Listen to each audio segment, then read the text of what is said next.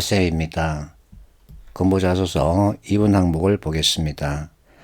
본인의 가치관이나 신념을 바탕으로 올바르다고 생각한 행동을 소신껏 끝까지 고수한 경험에 대하여 본인이 올바르다고 생각한 이유, 소신을 지킬 때 어려웠던 점과 해결한 방법을 기술해달라 이렇게 요구하고 있죠. 자, 1번 항목에 가치관, 신념 이와 같은 표현이 들어가 있으니까 어렵게 생각할 수도 있습니다. 그러나 이것은 무시해도 됩니다. 중요한 것은 올바르다고 생각한 이유죠. 이것을 중심으로 내용을 구성하면 됩니다. 자, 앞 시간에 우리는 영양평가 요소는 세 가지다 이렇게 읽겠죠. 생각, 행동, 결과 이것이 영양평가 요소입니다. 그리고 영양의 특성은 남다른 사고와 행동을 말한다. 그래서 어떤 차이점을 보자는 겁니다. 그렇다고 해서 특출한 차이점을 보자고 하는 것은 아니죠.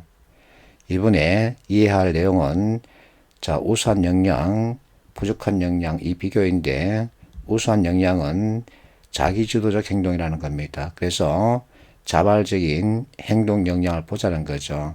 자발적으로 했기 때문에 재현 가능한 성과를 기대할 수 있습니다. 이것을 진정한 성과라 그러죠. 자, 경험에 대해서 들려달라고 하니까 생각과 행동을 통해서 이와 같은 것을 얻었다. 이것은 내가 자발적으로 한 것이다 하고 내 스스로 진정한 성과를 낼 수 있는 인물이다 하는 점을 보여줘야 되죠. 경험에도 차이점이 있습니다. 그래서 경험의 질을 평가하는 요소가 별도로 마련되어 있죠. 첫 번째는 동기죠. 여러분들이 많이 준비하는 지원 동기가 여기에 해당됩니다. 그리고 난관이 있어야 되죠. 어쨌든 난관은 있기 마련이죠. 그러면 세 번째, 이 난관을 어떻게 해결했느냐 하는 내용이 되죠. 마지막으로 그 결과입니다.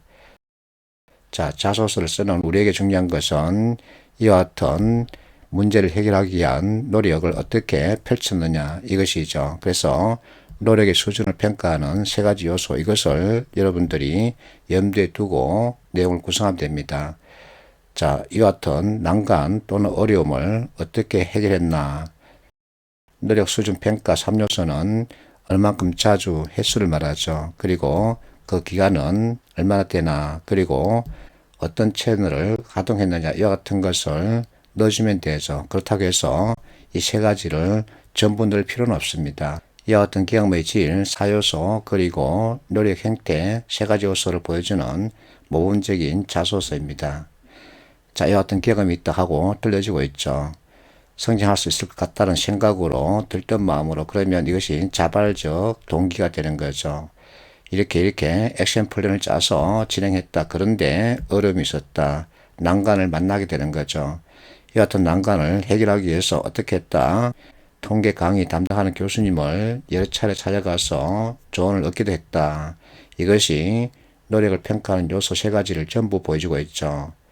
자, 횟수, 여러 차례, 기간, 그러면 일정 기간이 생기겠죠. 그리고 채널, 담당 교수죠. 그래서 전체적으로 이 자소서가 역량을 평가하는데 아주 좋은 내용으로 구성되어 있습니다. 그래서 스탠다드라는 거죠. 이 자소서 결과에 대한 언급이 없는데 화면 구성상 페이지 넘치기 때문에 뺐습니다. 자, 또 다른 예문입니다. 이 예문을 해설하기에 앞서 현재 우리 한국이 처해 있는 상황에 대한 이해가 먼저죠. 우리 한국은 노인사회로 가고 있습니다. 많은 인구가 노령화로 가고 있다는 얘기죠.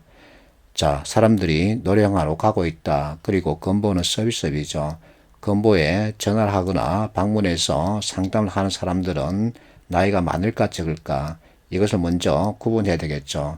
나이가 많은 사람이다 라고 가정할 수 있습니다. 그러면 그들의 신체적 특성은 무엇일까? 나이가 많다, 귀가 어둡다 이렇게 연결할 수 있죠. 그 상황을 가지고 이와 같은 자소서를 만들어 보는 거죠. 자, 나이가 많다, 그리고 귀가 좀 어둡다 이와 같은 특성을 가지고 있는 고객들과 소통하기 위해서는 무엇이 필요할까? 그래서 도박소통이라는 겁니다. 자, 고객과의 의사소통은 무엇보다 중요하다. 이것은 나의 소신이죠. 이를 위해 나의 생각을 펼치는 겁니다. 또박 소통을 익혔다. 그러면서 이와 같은 생각을 다시 한번 내비치고 이것을 기르기 위해서 어떻게 했다? 봉사를 했다는 겁니다. 무슨 봉사? 자, 시각장애인에게 책을 읽어주는 봉사를 하면서 발음을 최대한 또박또박 해서는 시각장애인 귀를 즐겁게 만드는 이와 같은 소통법을 얻었다. 즉 해답을 구했다는 겁니다.